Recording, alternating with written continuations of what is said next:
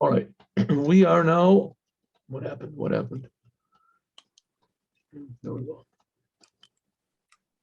This is what we'll do today's and we'll do tomorrow's. When the Alter Rebbe was 9 years old, he learned geometry, the study of shapes, and astronomy.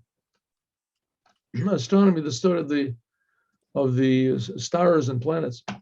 That was when he was 9. At 10, the Alter Rebbe, he composed a calendar for 15 years. And when he was 12, it happened that this was before his bar mitzvah, he lectured publicly on the Rambam's laws of Kiddush HaChodesh, very complicated laws. Suffice it to say that according to Judaism, the earth is in the center and the planets go around the earth. And the wise men of Israel, using this axiom, were able to exactly calculate the days and the months and the times for years and years and years, right? They were able to count. But nevertheless, the calculations were very complicated and very difficult. And the Rambam, Maimonides, he wrote them down, more or less. Wrote them all down, and you can, but there's still a lot to be understood there. Well, the first Rebbe of Chabad, when he was 12 years old, he gave a class in this. And it said the preeminent Torah scholars, all the great Torah scholars that were there, they were totally overwhelmed. They couldn't grasp much of what he was saying. They would grasp like the beginning, but then it's too much. Okay, that is today. Now we're going to do tomorrow. Here we go. How do we do this here? There we go. Tomorrow.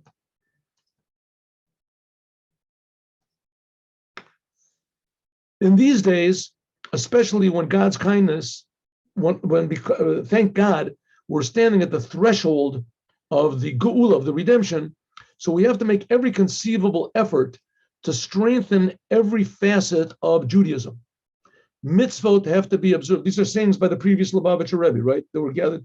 Mitzvahs must be observed with hiddur, with beauty, beyond the minimal requirements. Even the customs should be kept scrupulously careful. Don't compromise anything. It's a commandment and an obligation of every rabbi in Israel to inform his congregation that all the current tribulations, the Rebbe was speaking in the time of World War II, and the agonies that are the birth pangs are only the birth pangs of Mashiach.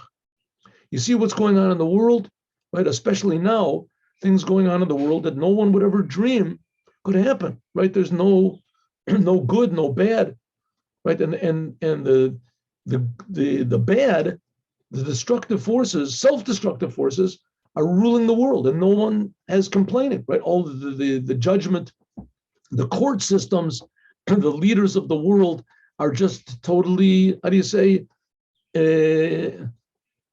what do they call it, that word? There's a word for it. Imploding. Imploding. They're destroying themselves. And crazy. The world is just in crazy. Things are going on, never dream. Right? The education in the schools. God says this is only preparation for Mashiach. Things are getting worse and worse to reveal all the bad that's in the world. God is demanding that we return to Torah and mitzvahs, that we should not delay the immediate arrival of the Mashiach.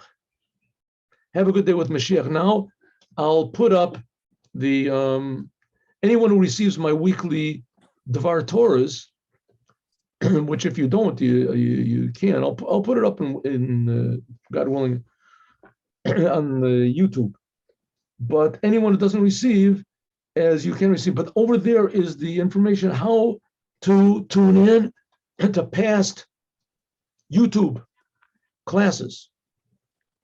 And that's what I'm going to be putting up for the next week.